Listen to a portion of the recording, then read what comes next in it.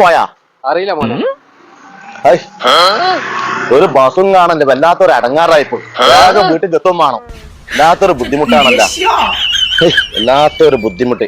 വീട്ടേഴ്സ് പോയാ കാക്ക? അറിയില്ല.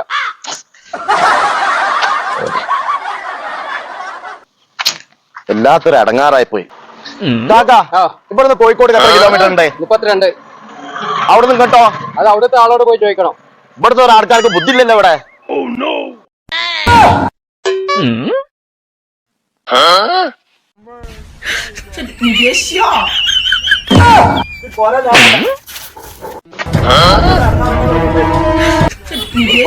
ഒന്നും തന്നില്ല.